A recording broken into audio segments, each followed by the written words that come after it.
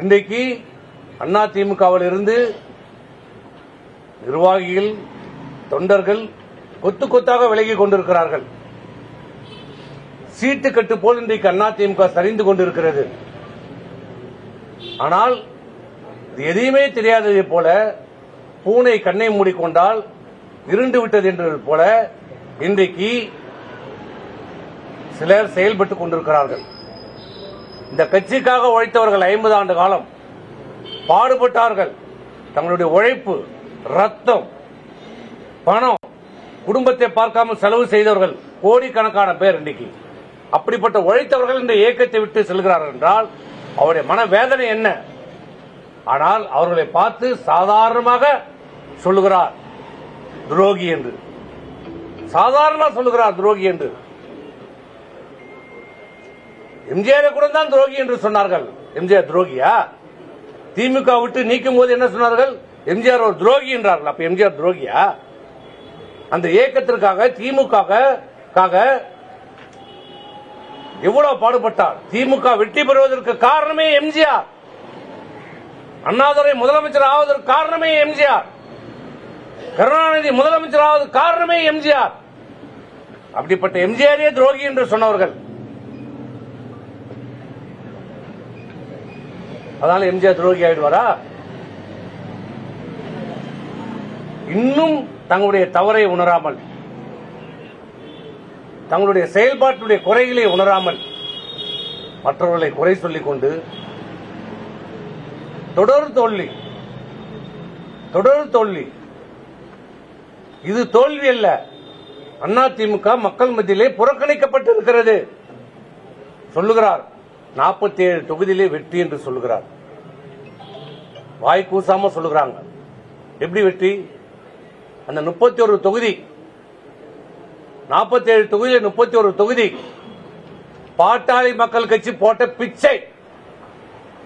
பாட்டாளி மக்கள் கட்சி கூட்டணி இல்லை என்றால் இங்க வட மாவட்டத்திலே அரியலூர், கடலூர், விழுப்புரம், கள்ளக்குறிச்சி, திருவண்ணாமலை, வெள்ளூர், தர்மபுரி, ஏன் சேலத்துல இவரே தப்பி தவறிதான், தட்டு தடுமாறி தான் ஜெயிச்சிருப்பார். மீதி 6 தொகுதியும் ஜெயிச்சிருக்காரு. அதிமுக ஒரு 7-8 தொகுதியில ஜெயிச்சிருக்கோம். இதுதான் நிதர்சனமான உண்மை. உண்மையை ஒற்றுக்கொள்ள வேண்டும். சுய பரிசோதனை செய்து கொள்ள வேண்டும். அப்போதுதான் இந்த அனைத்து இந்திய அண்ணா திராவிட முன்னேற்ற கழகத்தை நம்பி இருக்கிற தொண்டர்களை காப்பாற்ற முடியும். இந்த இயக்கத்தை இன்னும் நம்பி இருக்கிற மக்கள், அதிமுக இருக்க வேண்டும், மக்களுக்காக உழைக்க வேண்டும், சிறந்த எதிர்க்கட்சியாக செயல்பட வேண்டும் என்று இன்னும் நம்பிக்கொண்டிருக்கிறார்கள். அப்படிப்பட்ட மக்களுக்கும் தொண்டர்களுக்கும் இப்போதாவது, காலம் கடந்த பிறகாவது தங்களுடைய தவறுகளை உணர்ந்து திட்டமிட்டோ திட்டமிடாமலையோ நடந்த தவறுகளை சரி செய்வதை செய்யப்பட வேண்டும். இந்த 2 வாரமாக சொன்னார்கள் மீண்டும் எல்லாரும் இணைந்து செயல்படலாம் என்று. ஆனால் எந்த நடவடிக்கையும் இல்லை. இன்றைக்கு என்ன நடந்து கொண்டிருக்கிறது? தினந்தோறும் அதிமுகவுடைய நிர்வாகிகள், இந்த கட்சிக்காக உழைத்தவர்கள் இந்த இயக்கத்தை விட்டு போய்க் கொண்டிருக்கிறார்கள். காரணம் என்ன? என்ன காரணம்? என்ன குறை சொல்கிறார்கள்? தலைமை மீது. தலைமை அனுசரித்து போகவில்லை. தலைமை தன் தவறை திருத்திக் கொள்ள மறுக்கிறது. யாருடைய கருத்தையும் கேட்க தயாராக இல்லை. தன்னை சுற்றி ஒரு வேலையை போட்டுக் கொண்டிருக்கிறார். அதில் ஒரு 4-5 ஜால்ராக்களை வைத்துக் கொண்டிருக்கிறார். அவர் சொல்வதற்கெல்லாம் ஆமாம் சாமி போடுகிறவர்களை வைத்துக் கொண்டு இருக்கிறார். இந்த இயக்கம் அனைத்து இந்திய அண்ணா திராவிட முன்னேற்ற கழகம் என்பது சாதாரண தொண்டன் முதலமைச்சராக வரலாம், அமைச்சராக வரலாம், சட்டமன்ற உறுப்பினராக வரலாம், நாடாளுமன்ற உறுப்பினராக வரலாம். இதுதான் அதிமுகவுடைய சிறப்பு அம்சம். அதனால்தான் இந்த அண்ணா திராவிட முன்னேற்ற கழகத்திற்கு தங்களை இணைத்துக் கொண்டார்கள். லட்சக்கணக்கான இளைஞர்களும் பல பேர் இந்த இயக்கத்தில் இணைத்துக் கொண்டு உழைத்து வந்திருக்கிறார்கள். சாதாரண தொண்டர் சட்டமன்ற உறுப்பினராக, நாடாளுமன்ற உறுப்பினராக வந்திருக்கிறார்கள். அதிமுக என்பது ஒரு குடும்ப கட்சி அல்ல, இது தொண்டர்கள் கட்சி என்ற நிலையால் ஏற்படுத்தப்பட்டது. மாண்புமிகு புரட்சித் தலைவர் அவர்களாலும் மாண்புமிகு அம்மா அவர்களாலும் ஏற்படுத்தப்பட்டது. ஆனால் இன்னைக்கு என்ன நிலைமை? அதிமுக ஒரு குடும்பத்தின் பிடிக்குள் சென்று கொண்டிருக்கிறது. குட்டியை விட்டு ஆழம் பார்ப்பது போல இன்னைக்கு சோசியல் மீடியாவில் ஒரு செய்திகளை பரவிட்டுக் கொண்டிருக்கிறார். நேற்று அவர் கூட்டம் நடத்தியதாகவும் அந்த கூட்டத்தில் எல்லாம் ஆரவாரமாக உங்கள் மகனை அரசியலுக்கு கொண்டு வாங்க, அதுல எந்த ஆட்சேபனையும் இல்ல. அதுக்கு எதுக்கு இந்த டிராமா? யார் வேண்டுமானாலும் அரசியலுக்கு வரலாம், உங்கள் பிள்ளை வர வேண்டாம் என்று சொல்லவில்லை. அவருக்கும் முழு உரிமை உண்டு, வரட்டும், நேரடியா வரட்டும், அரசியலுக்கு வரட்டும், பணியாற்றட்டும், சேவை செய்யட்டும், வளரட்டும். அதுல யாரும் எந்த மாற்று கருத்து இல்ல. ஆனால் இப்படிப்பட்ட ஏன் நாடகம் டிராமாவை ஏற்படுத்திக் கொண்டிருக்கிறார்கள். இந்த ஏக்கம் இன்றைக்கு ஒரு தோல்விக்கு காரணம் பணம், பதவி, வெறி. ஆகவே இதையெல்லாம் உணர்ந்து கொள்ள வேண்டும். இப்போதும் சொல்லுகிறோம் பொதுச் செயலாளரும், நீங்கள் தான் பொதுச் செயலாளர். குறைகள் இருக்கலாம், எங்கள் பக்கத்திலும் குறைகள் இருக்கலாம், குறை நிறை இல்லாத மனிதர்களே கிடையாது.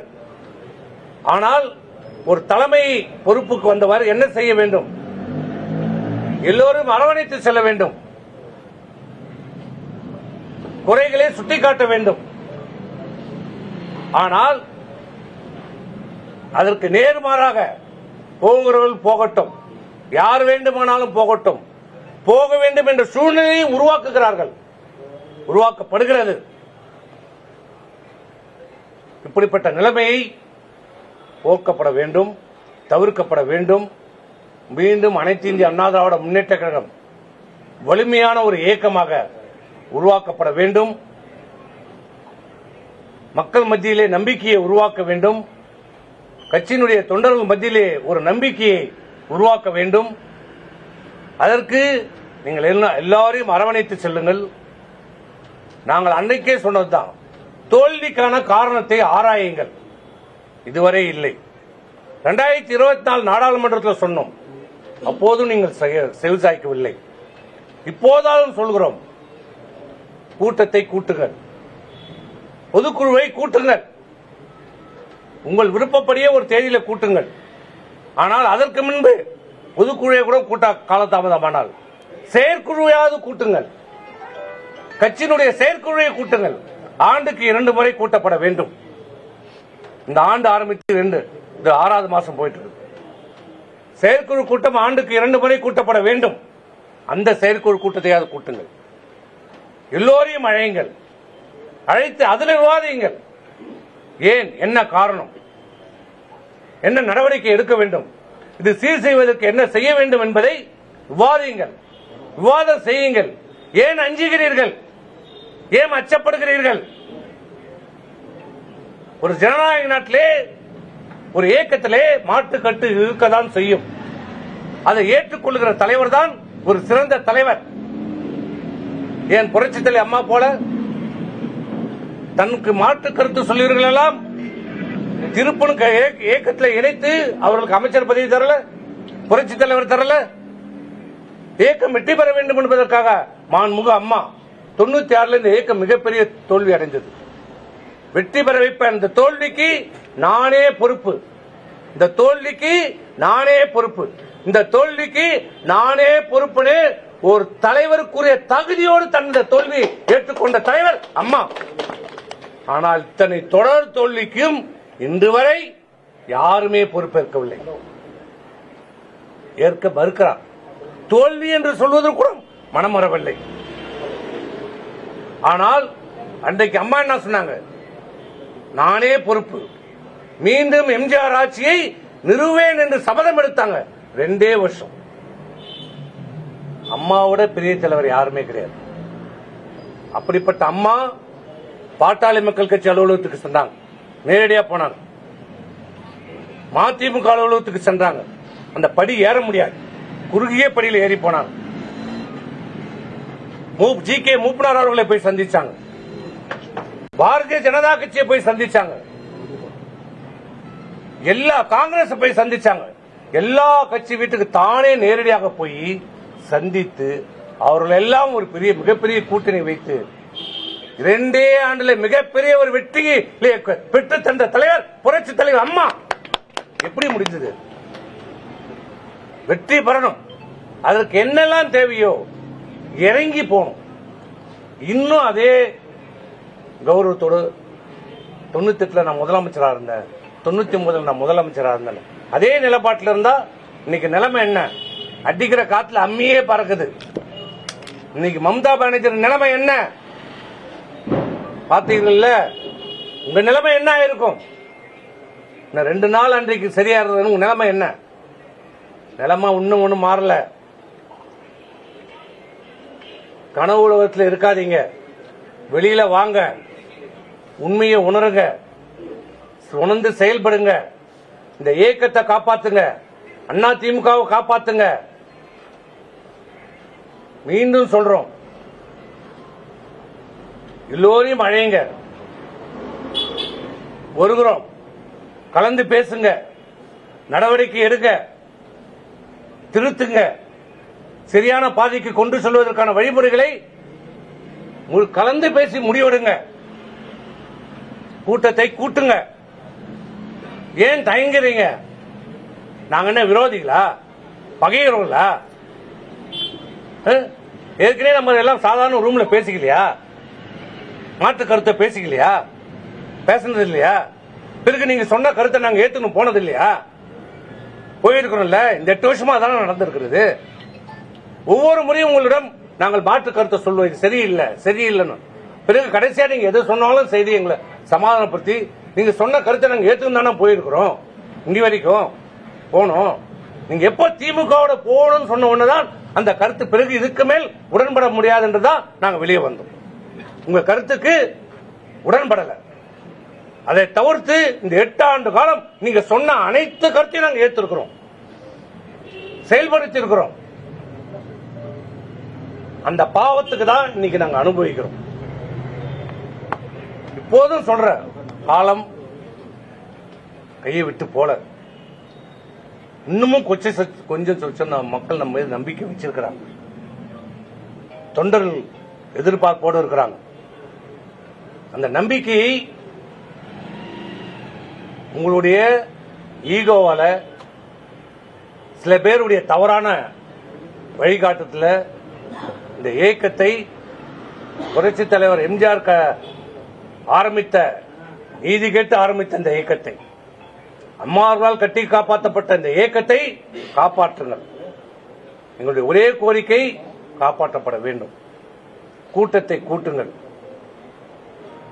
இல்லை என்றால் நாங்கள் சில காலம் பொறுப்போம். எங்களுக்கு என்ன வழிமுறைகள் என்று எங்களுக்கும் தெரியும். எங்களை அந்த நிலைக்கு நீங்கள் தள்ளாதீர்கள். வேண்டுகோளா வைக்கிறோம். பொதுச் செயலாளர் என்ற முறையில் உங்களுக்கு கோரிக்கை வைக்கிறோம். இந்த இயக்கத்தை காப்பாற்றுங்கள். நீங்க சொன்னது போல எடப்பாடி பழனிசாமி மேல குற்றச்சாட்டு, அதே குற்றச்சாட்டு உங்கள் மீது புதுசா இருக்க மாவட்ட நிர்வாகிகள் எல்லாமே குற்றச்சாட்டு.